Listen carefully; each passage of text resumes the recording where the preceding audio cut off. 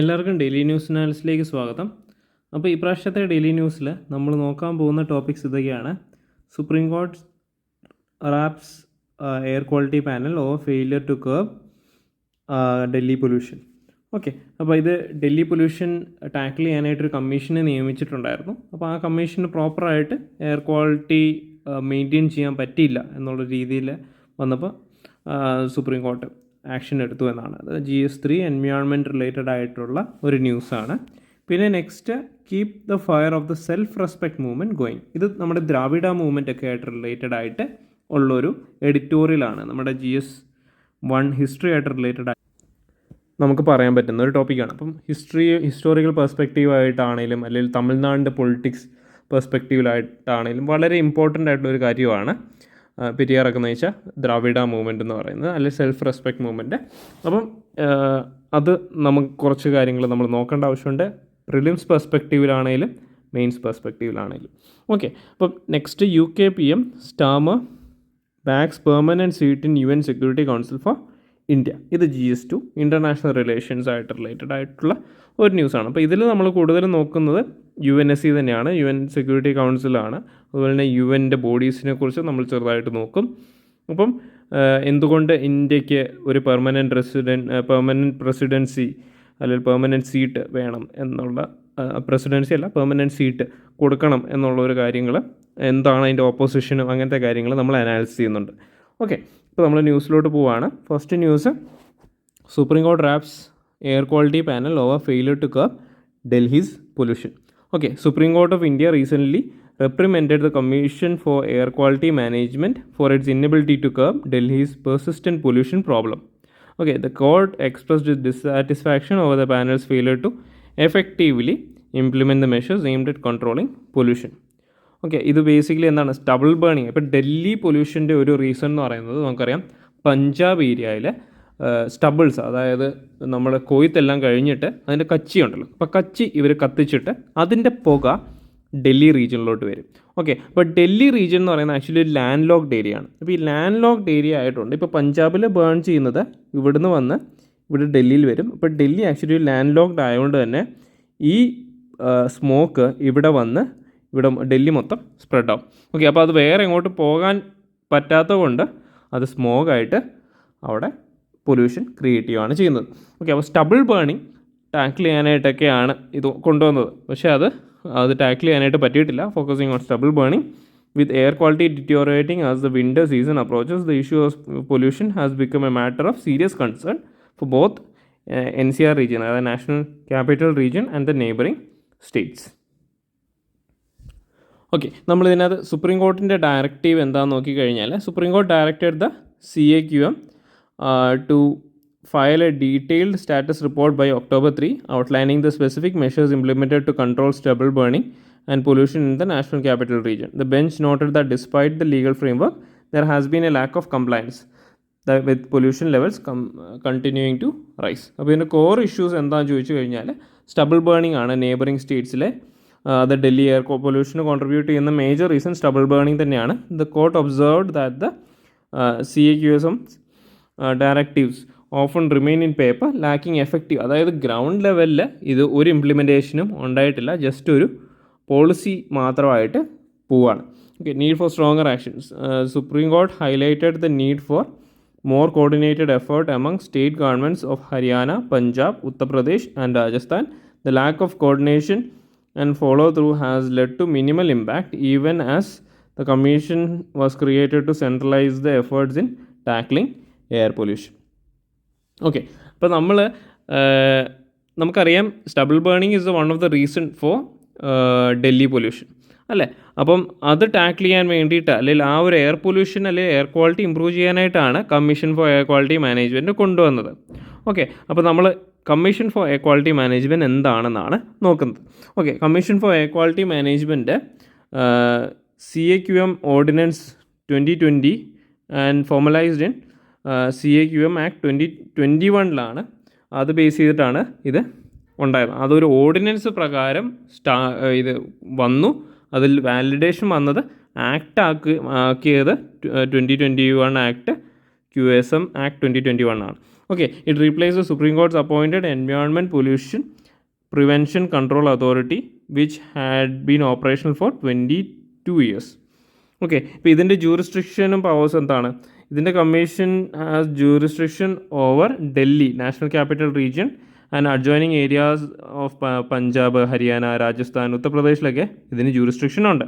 Okay, അപ്പോൾ ഈ national capital റീജിയനിലെ എയർ പൊല്യൂഷൻ ഉണ്ടാകുന്ന സ്റ്റേറ്റ്സ്, അതിൻ്റെ കാരണക്കാരായിട്ടുള്ള സ്റ്റേറ്റുകളിലെ റീജിയനിലും ഇതിന് കൺട്രോളുണ്ട്. The rulings of CAQM override any other law and its order supersede those of the other state bodies. State pollution control boards ആണെങ്കിലും അതുപോലെ തന്നെ സെൻട്രൽ പൊല്യൂഷൻ കൺട്രോൾ ആണെങ്കിലും അതിൻ്റെയൊക്കെ ഓർഡേഴ്സിനെ സൂപ്പർസീഡ് ചെയ്യാനായിട്ട് ഈ കമ്മീഷൻ്റെ ഓർഡേഴ്സിന് പറ്റും എന്നും കാര്യം കൂടി ഓർത്തിരിക്കുക. ഓക്കെ, പിന്നെ പവേഴ്സ് ആൻഡ് ഫങ്ഷൻസ് നോക്കുവാണെങ്കിൽ it can take measures, issue directions and entertain complaints to protect and improve the air quality in national capital region. Okay, ഇപ്പോൾ ഈ ഒരു കമ്മീഷൻ്റെ അതോറിറ്റി എന്ന് പറയുന്നത് റിസ്ട്രിക്ട് ഇൻഡസ്ട്രീസിനെ ആ ഒരു റീജിയനിൽ കൊണ്ടുവരാനായിട്ട് അല്ലെങ്കിൽ അവിടെ തുടങ്ങാനായിട്ടോ അല്ലെങ്കിൽ അത് കണ്ടിന്യൂ ചെയ്യാനായിട്ടോ സമ്മതിക്കാതിരിക്കാനായിട്ടുള്ളത് അവർക്ക് റിസ്ട്രിക്റ്റ് ചെയ്യാനായിട്ട് പറ്റും. Conduct random inspections of premises, close down any industry or cut off its power and water supply for non-compliance. It also has the mandate to monitor stubble burning and ensure compliance with the pollution standards in the region. Okay, നമ്മൾ കുറച്ച് previous year questions കൂടി നോക്കുകയാണ് air quality related ആയിട്ടുള്ളത്. ഒന്ന് നമുക്ക് 2022 ചോദിച്ച ഒരു ചോദ്യമാണ്. In the guideline statements, context of WHO, consider the air quality following. Okay, the 24-hour mean of PM, particular matter 2.5, should not exceed 15 UG by meter cube. An annual mean of PM 2.5 should not exceed 5 μg per meter cube. Okay, അതൊരു statement ആണ്. In a year the highest level of, അപ്പോൾ ഇതിൻ്റെ ലിമിറ്റാണ് പറഞ്ഞേക്കുന്നത് 15 5. Okay, അതിൻ്റെ ഇടയ്ക്ക് ആയിരിക്കണം എന്നുള്ളത്. Second statement എന്ന് പറയുന്നത് in a year the highest levels of ozone pollution occur during the periods of inclement weather. പിന്നെ PM10 can penetrate the lung barrier and enter the bloodstream. പിന്നെ excessive ozone in the air can trigger asthma. അപ്പോൾ ഇതിൽ ഏത് statement ആണ് correct എന്നാണ് ചോദ്യം വന്നേക്കുന്നത്. ഇതിൽ ഫസ്റ്റ് ആൻഡ് ഫോർത്ത് സ്റ്റേറ്റ്മെൻറ്റ്സ് ആണ് കറക്റ്റായിട്ട് പറയുന്നത്. അതിൻ്റെ എക്സ്പ്ലനേഷൻ നമുക്ക് നോക്കാം. അപ്പോൾ ഈ 24-hour മീൻ എന്ന് പറയുന്നത് ആ ഒരു സ്റ്റേറ്റ്മെൻറ്റ് ആക്ച്വലി കറക്റ്റായിട്ടുള്ള സ്റ്റേറ്റ്മെൻ്റ് ആണ്. പിന്നെ ഓസോൺ ലെവൽസ് ഹയസ്റ്റ് ആയിട്ട് വരുന്നത് സണ്ണി ആൻഡ് വാം ഡേയ്സിലാണ്, ഇൻക്ലിമെൻറ്റ് വെതറിലല്ല വരുന്നത്. പിന്നെ പെനട്രേറ്റ് ചെയ്തില്ല. PM10 എന്ന് പറയുന്ന ഇത് ലങ് ബാരിയേഴ്സും ബ്ലഡ് സ്ട്രീമിൽ പോകുന്ന രീതിയിലൊന്നും പെനട്രേഷൻ നടക്കത്തില്ല. അപ്പോൾ അത് ഏകദേശം 2.5 പർട്ടിക്കുലർ മാറ്ററിൻ്റെ അത്രയും ലെവലിൽ മാത്രമേ ഇതിൻ്റെ എക്സ്റ്റെൻറ്റ് വരത്തുള്ളൂ. ഓക്കെ, പിന്നെ ഇതിൻ്റെ excessive ozone in the air can trigger asthma എന്ന് പറയുന്നത് കറക്റ്റാണ്. അപ്പോൾ അങ്ങനെ ഫസ്റ്റ് ആൻഡ് ഫോർത്ത് സ്റ്റേറ്റ്മെൻറ്റ് കറക്റ്റാണ്. നെക്സ്റ്റ് 2021 ബേസ് ചെയ്തിട്ടുള്ള ഒരു PYQ ആണ്. അപ്പോൾ ഇത് R2 code of practices constitute a tool available for promoting the adoption of എന്താണെന്നാണ് ചോദിച്ചേക്കുന്നത്. അപ്പോൾ A എന്ന് പറയുന്നത് എൻവയോൺമെൻ്റലി responsible particles in electronics recycling ഇൻഡസ്ട്രിയാണ്. പിന്നെ ecological management of wetlands of renewable importance under the Ramsar convention. പിന്നെ sustainable practices in cultivation of agricultural crops, environmental impact assessment in the exploitation of natural resources. അപ്പോൾ ഇതിൻ്റെ കേസിൽ നമുക്കറിയാം ഇത് actually റീസൈക്ലിങ്ങിനെ base ചെയ്തിട്ടാണ് വന്നേക്കുന്നത്. അപ്പോൾ ഇതിൽ റീസൈക്ലിംഗ് റിലേറ്റഡ് ആയിട്ടുള്ള ഒരു സ്റ്റേറ്റ്മെൻറ്റ് ഫസ്റ്റ് സ്റ്റേറ്റ്മെൻ്റ് ആണ്. അപ്പോൾ അതുകൊണ്ട് അതാണ് ആൻസർ. നമുക്ക് ഇതിൻ്റെ എക്സ്പ്ലനേഷൻ കൂടി നോക്കാം. R2 code of practices is a standard for the electronics recycling industry that promotes എൻവയോൺമെൻ്റലി ഫ്രണ്ട്ലി പ്രാക്ടീസസ്. ഓക്കെ, അപ്പോൾ ഇത് റീസൈക്ലിംഗ് റിലേറ്റഡ് ആണ്. അപ്പോൾ സെക്കൻഡ് സ്റ്റേറ്റ്മെൻറ്റ് നോക്കുകയാണെങ്കിൽ വെറ്റ്ലാൻഡ് മാനേജ്മെൻറ്റിനെ കുറിച്ചാണ് പറയുന്നത്.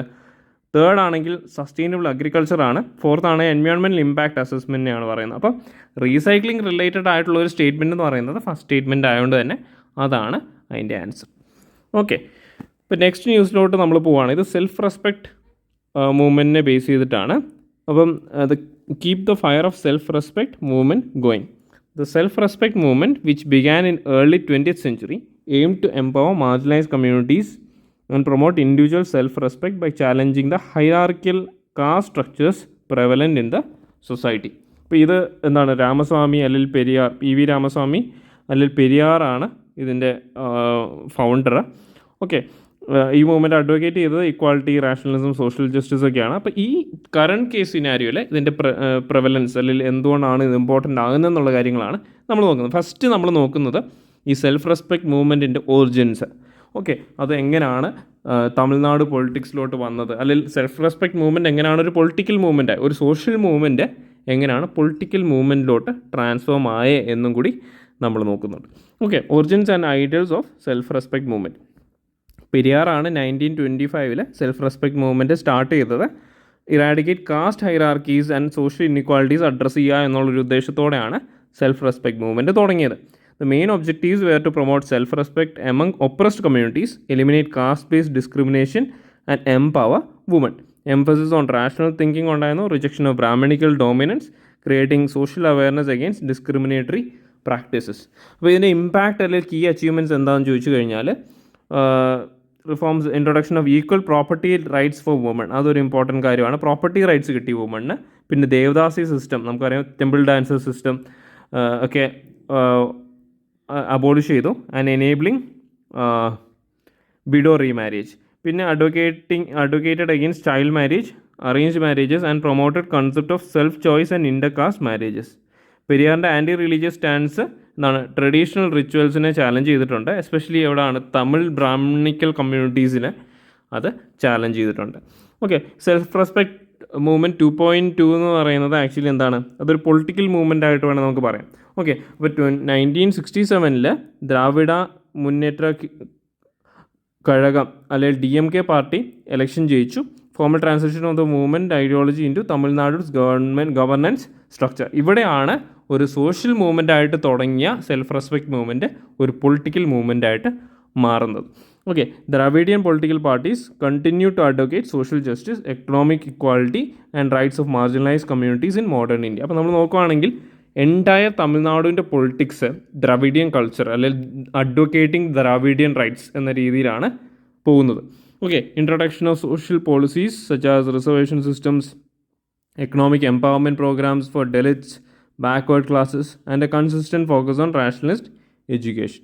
പിന്നെ Dravidian movements and modern politics നമ്മൾ നോക്കുകയാണെങ്കിൽ self respect movement evolve into the Dravidian movement, leading to the birth of prominent political parties. DMK അല്ലെങ്കിൽ ADMK ഒക്കെ അങ്ങനെയാണ് ഉണ്ടാകുന്നത്. These parties implemented a range of policies targeting social upliftment and empowerment of the lower caste and downward classes. Movement also extended it's influence in promoting the use of Tamil language. അപ്പം Tamil Nadu politics നമ്മൾ നോക്കുകയാണെങ്കിൽ, ഒന്ന് important Dravidian കൾച്ചറാണ്, രണ്ട് ദേ advocate four language. Okay, ഈ Tamil language base ചെയ്തിട്ടാണ് ഇവരുടെ ഒരു political മൂവ്മെൻറ്റും കാര്യങ്ങളൊക്കെ പോകുന്നത്. Asserting regional identity. Okay, anti Hindi ഇമ്പോസിഷനൊക്കെ ഇവരുടെ ഒരു പാർട്ട് ഓഫ് പൊളിറ്റിക്കൽ സ്ട്രഗിളാണ്. ഓക്കെ, അപ്പോൾ ഈ സെൽഫ് റെസ്പെക്റ്റ് മൂവ്മെൻറ്റ് എങ്ങനെയാണ് കറണ്ട് കേസ് സിനാരിയോയിൽ റെലവൻ്റ് ആകുന്നത്? Okay, cultural hegemony and caste identities. The movement's legacy is crucial in contemporary debates. അതായത് പ്രസൻറ്റ് കേസ് സിനാരിയോസിൽ കാസ്റ്റ് ഐഡൻറ്റിറ്റീസ് അല്ലെങ്കിൽ മാർജിനലൈസേഷൻ ഓഫ് ലോവർ കാസ്റ്റ് ഗ്രൂപ്പ്സിൻ്റെയൊക്കെ മാർജിനലൈസേഷനൊക്കെ അഡ്രസ്സ് ചെയ്യാൻ ഈ ഒരു മൂവ്മെൻറ്റ് ഇമ്പോർട്ടൻ്റ് ആണ്. Issues of caste discrimination and honour killings persist in rural and semi urban India, demonstrating the need for sustained social reforms.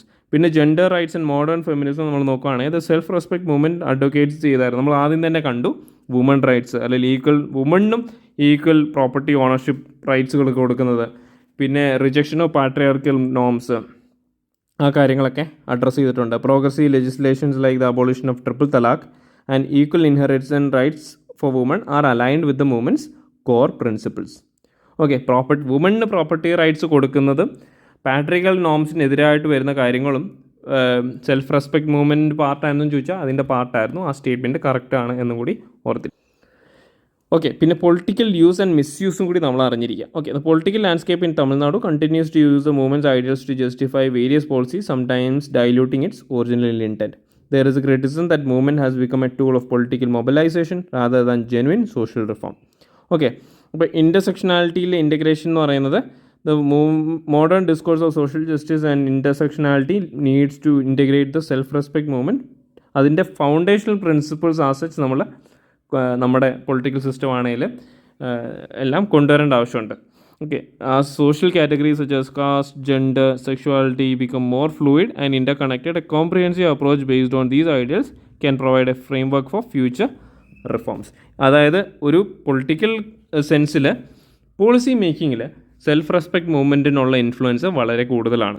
Okay, education and rationalist അജണ്ടയുടെ ബേസിലാണെങ്കിൽ the movement's push for rationalist education, rational thought process, scientific temper, അതൊക്കെ current കേസിൽ pseudoscience അല്ലെങ്കിൽ മിസ്ഇൻഫർമേഷനൊക്കെ spread ആവുന്നൊരു ടൈമിൽ ആ കാര്യങ്ങൾ ഇമ്പോർട്ടൻ്റ് ആണ്. Campaigns to promote critical thinking and rationality among youth can draw inspiration from self respect movement. അപ്പോൾ ഇതിൻ്റെ ഒരു കൺക്ലൂഷൻ നമ്മൾ കൊടുക്കുകയാണെങ്കിൽ ചിലപ്പോൾ മെയിൻസ് പെർസ്പെക്റ്റീവിലൊക്കെയാണ്, ഇതിപ്പം നമുക്ക് പ്രിലിംസ് പെർസ്പെക്റ്റീവിൽ ഇമ്പോർട്ടൻ്റ് ആണ്, അത് ബേസ് ചെയ്തിട്ട് കുറച്ച് കാര്യങ്ങളുണ്ട്. പക്ഷേ മെയിൻസ് പെർസ്പെക്റ്റീവിൽ കണ്ടംപററി ടൈമിൽ എങ്ങനെയാണ് സെൽഫ് റെസ്പെക്റ്റ് മൂവ്മെൻറ്റ് റെലവൻ്റ് ആകുന്നത് എന്നൊക്കെ ചോദ്യങ്ങൾ വന്നു കഴിഞ്ഞാൽ നിങ്ങൾക്ക് ഈ ഒരു ആൻസർ റൈറ്റിംഗ് സ്ട്രക്ചർ അല്ലെങ്കിൽ ഈ ഒരു ആർട്ടിക്കിളിൻ്റെ സ്ട്രക്ചർ നിങ്ങൾക്ക് ഫോളോ ചെയ്യാൻ പറ്റും. ഓക്കെ, ഇതിൻ്റെ കൺക്ലൂഷൻ എന്ന് പറയുന്നത് self respect movement though rooted in the socio political context of 20th century Tamil Nadu continues to offer valuable lessons for addressing caste and gender inequalities in India. By revisiting and reinterpreting its core principles, policymakers can chart a path towards an inclusive, egalitarian society. However, the need of an authentic revival rather than political appropriation is crucial. അതായത് ഇതൊരു political movement മാത്രമാക്കാതെ സൊസൈറ്റിയിൽ പ്രോപ്പറായിട്ട് changes കൊണ്ടുവരുന്ന ഒരു movement ആയിട്ട് മാറ്റേണ്ട സമയം അതിക്രമിച്ചു. അപ്പോൾ ആ രീതിയിലോട്ട് വേണം ഇതിനെ കൊണ്ടുവരാനാണെന്നാണ് നമ്മൾ കൺക്ലൂഷനിൽ കൊടുത്തേക്കുന്നത്. ഓക്കെ, അപ്പം നെക്സ്റ്റ് ന്യൂസ് എന്ന് പറയുന്നത് UN സെക്യൂരിറ്റി കൗൺസിലിന് ഒരു പെർമനൻറ്റ് സീറ്റ് ഇന്ത്യക്ക് കൊടുക്കണമെന്ന് UK പ്രൈം മിനിസ്റ്റർ പറഞ്ഞിട്ടുണ്ട്. ഓക്കെ, അതിനെ സപ്പോർട്ട് ചെയ്യുന്നു. ഓക്കെ എന്നാണ് ന്യൂസ് വന്നേക്കുന്നത്. ഓക്കെ, അപ്പോൾ അതാണ് അതിൻ്റെ ഒരു കോൺടെക്സ്റ്റ്. അപ്പോൾ നമ്മൾ നോക്കാൻ പോകുന്നത് UNSC ആണ്. അപ്പോൾ UNSC എന്ന് പറയുന്നത് യുണൈറ്റഡ് നേഷൻസ് സെക്യൂരിറ്റി കൗൺസിലാണ്. ഇത് is one of the 6 principal organs of United Nations. അതിൽ ബാക്കി ഓർഗൻസ് എന്ന് പറയുന്നത് ജനറൽ അസംബ്ലിയാണ്. UNGA അല്ലെങ്കിൽ United Nations General Assembly, Trusteeship, Economic and Social Council, International Court of Justice, പിന്നെ UN സെക്രട്ടേറിയറ്റ്. ഓക്കെ, ഇതിൻ്റെ പ്രൈമറി റെസ്പോൺസിബിലിറ്റി ഓഫ് UNSC എന്ന് പറയുന്നത് maintaining international peace and security. Headquarters വരുന്നത് ന്യൂയോർക്ക് USA ആണ്. Okay, അപ്പോൾ ഇതിൻ്റെ structure അല്ലെങ്കിൽ ഇതിൻ്റെ മെമ്പർഷിപ്പ് എന്ന് പറയുന്നത് 15 മെമ്പേഴ്സ് ഉണ്ട്. അതിൽ 5 മെമ്പേഴ്സ് പെർമനൻ്റ് ആണ്. പെർമനൻറ്റ് മെമ്പേഴ്സ് എന്ന് പറയുന്നത് US ഉണ്ട്, റഷ്യ, UK, ഫ്രാൻസ്, ചൈന, അവർക്ക്. അപ്പോൾ ആ 5 കൺട്രീസാണ് പെർമനൻറ്റ് മെമ്പേഴ്സ് ആയിട്ടുള്ളത്. ഈ 5 കൺട്രീസിന് വീറ്റോ പവർ ഉണ്ട്. ഓക്കെ, നോൺ പെർമനൻറ്റ് മെമ്പേഴ്സ് എന്ന് പറയുന്നത് 2 year ടേംസിലേക്ക് എലക്റ്റഡ് ആയിട്ടുള്ള മെമ്പേഴ്സാണ്. അത് റീജിയണലി ഡിസ്ട്രിബ്യൂട്ട് ആവും. ഇന്ത്യയുടെ കറണ്ട് സ്റ്റേറ്റസ് എന്ന് പറയുന്നത് അത് നോൺ പെർമനൻറ്റ് മെമ്പറാണ്. ഓക്കെ, 8 ടൈമാണ്. ഓക്കെ, വോട്ടിംഗ് പവേഴ്സ് എന്ന് പറയുമ്പോൾ each member has 1 vote. Decisions require 9 affirmative votes including all permanent മെമ്പേഴ്സിൻ്റെ വോട്ടും വേണം.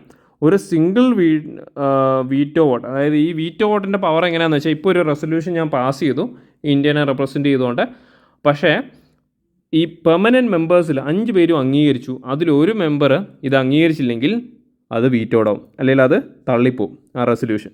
അങ്ങനെയാണ് വരുന്നത്. അതാണ് വീറ്റോ പവറിൻ്റെ ഗുണം വരുന്നത്.